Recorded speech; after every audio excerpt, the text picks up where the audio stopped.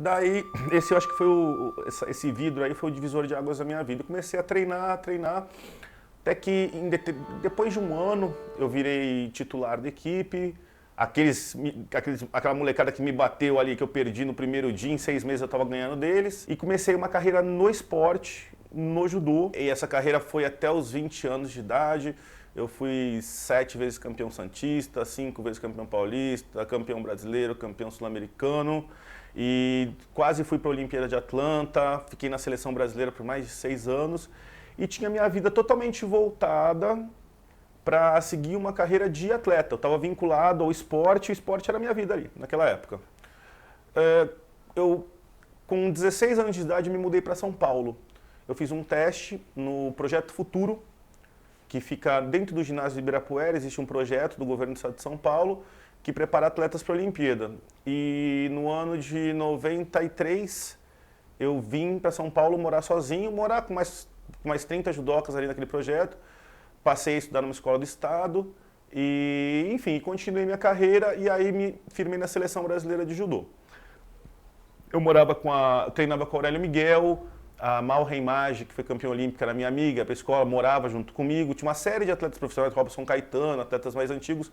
Todo mundo frequentava, porque o ginásio, o Conjunto Constâncio Vaz Guimarães, ele é o centro de excelência de treinamento da cidade de São Paulo. Então, todas as seleções de judô, de vôlei, natação, todo mundo ia treinar lá e eu fazia parte daquele mundo. Essa foto aqui é da minha equipe do Projeto Futuro de Judô no ano de 1993.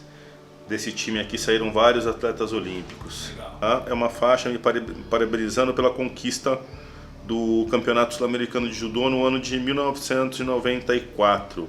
Tá. Eu já não era um atleta de judô profissional, mas eu defendia a Universidade Católica de Santos, a minha faculdade. Graças a Deus eu fui bolsista aos 5 anos de faculdade para defender a universidade e fui campeão brasileiro.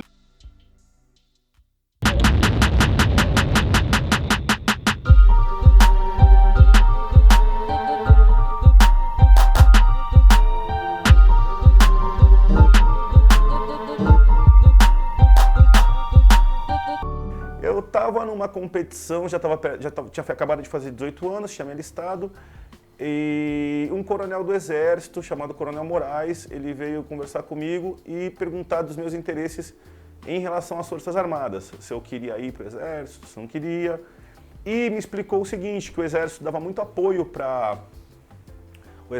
muito forte para o esporte, para o judô principalmente, e que se eu me alistasse e entrasse como soldado, eu ia ser transferido para o Rio de Janeiro, lá na Urca, onde fica o Forte São João, que é o centro de excelência de treinamento do Exército no Rio de Janeiro. Inclusive, a seleção brasileira de judô treina lá, vôlei, todo mundo. E eu ia continuar no Exército com a minha carreira de atleta, até porque eu estava classificado como primeiro reserva para as Olimpíadas de Atlanta.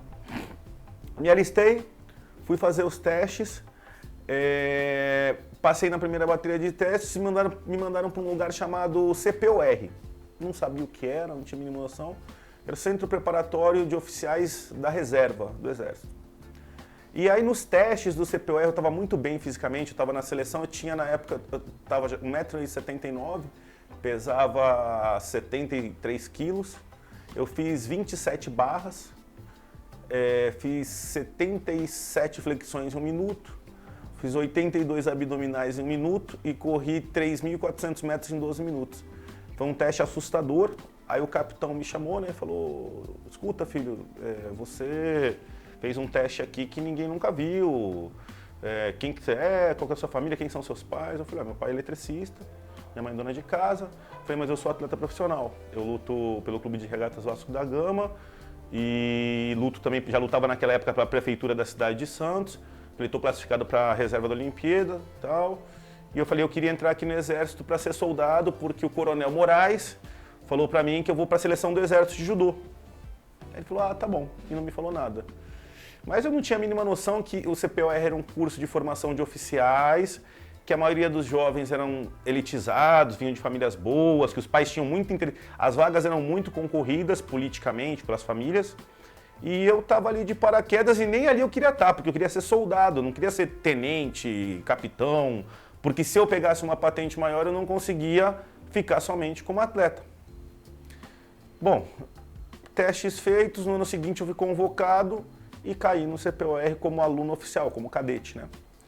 Liguei pro Coronel Moraes, falei, Coronel, tá tudo certo, tô no exército, agora é só me transferir. Ele falou, tá, onde você tá?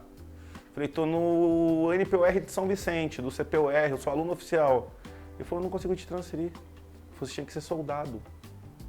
Não tem vaga para oficial aqui no Forte São João, só tem soldado atleta. Ele falou, agora você vai ter que ficar aí. Eu falei, mas como assim? Eu falei, a seleção brasileira, minha vida, tudo. Ele falou, boa sorte. E desligou o telefone. E aí eu comecei a servir o exército.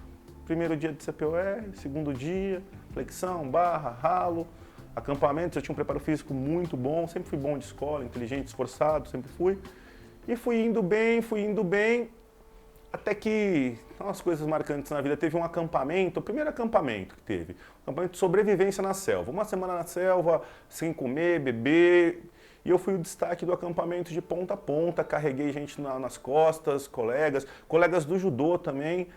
Acabou o acampamento, teve uma cerimônia com os pais, todos os pais foram, tá todo mundo lá, meus pais não iam, porque meus pais tinham vergonha das roupas que eles tinham, era um ambiente muito fora da curva para minha família. E eu estava sozinho lá, sem pai, sem mãe, mas na minha cabeça eu acreditava que eu tinha ganhado o prêmio, porque tinha uma medalha pro destaque do acampamento. Eu levei a turma inteira nas costas, o acampamento inteiro, tanto fisicamente quanto intelectualmente. Eu fui o líder de turma, o acampamento inteiro, tentava trocava, o outro desmaiava. E eu estava crente ali que tinha ganhado o prêmio, até que um outro garoto que era de uma família bem relacionada, que tinha militares também na família, foi o agraciado. Eu estava saindo do quartel chorando, com a lágrima correndo no olho. Um tenente olhou para minha cara e falou, da Cunha, você ralou, né? Você carregou, foi, fica nervoso de falar isso. E não deu, né? Eu falei, não deu, tenente. Ele falou, aqui não é judô, força, não é isso que vale não, você vai ter que aprender a estudar. Ele falou que no exército você tem que estudar, tirar a melhor nota, para você ser alguém, não é que nem lá no tatame, lá é na porrada. Aqui é no ele falou, aqui também tem teste físico, mas o intelectual é mais importante. Daquele dia em diante, eu acho que foi um outro divisor de águas na minha vida, eu resolvi ser o primeiro colocado em nota de provas no curso de formação de oficiais. Falou, pega aquela apostila, come ela como se fosse um adversário de judô. Atropela a apostila, ganha dela. Eu namorava uma menina na época, que eu namorei 10 anos, chamada Fabiola, e eu pedi para ela pegar as questões da apostila e fazer a prova mais difícil que ela pudesse fazer para mim, para me preparar para a primeira prova. E eu fiz os testes, treinei, fiz a prova, tirei acho que 9.1 na prova dela. E aí veio a prova real, e eu tirei 10. Todo mundo arregalou o olho, porque ninguém tirava 10 há anos, acho que uns 15 anos que não tinham 10 naquele NPOR. O que é isso, tal? Aí eu ganhei moral, né? Estufei o peito, ganhei moral na outra prova e eu estudava de madrugada. Eu tinha um amigo que chamava Daniel Merlin, o apelido dele era alemão, ele morava no prédio do lado também, o pai dele era escrivão de polícia. E a gente pegava o ônibus de madrugada junto para ir pro quartel e estudava junto. Daí que começou a surgir o interesse pela polícia. Porque às vezes a gente estudava na minha casa em cima do torto, né, com a banda tocando, todo mundo na balada e a gente num kitnet no primeiro andar virando a madrugada estudando. 2 moleques de 19 anos. E às vezes nós íamos para a casa dele. E na casa dele o pai dele ficava na minha orelha.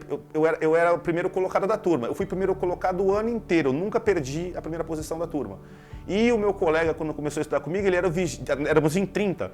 Ele era o 29º. E ele terminou o ano em 6º. Né? E a gente sempre estudando junto, um dando força para outro, eu mantive a primeira posição e ele saiu de 29 para 6. O pai dele me amava, né? Achava que eu fui o melhor amigo que o filho dele tinha. Só que o pai dele era escrivão e falava, da Cunha, você tem que ser delegado, você é estudioso, você é bom de prova, você é delegado da autoridade policial. Ele pegava o código de processo penal, abria e mostrava para mim, autoridade policial, e lia. E aquilo foi ficando, mas eu não queria. Eu queria voltar para a seleção brasileira de judô, que era o meu lugar, eu queria voltar para o tatame. Eu vim do tatame e eu estava no exército de acidente, né?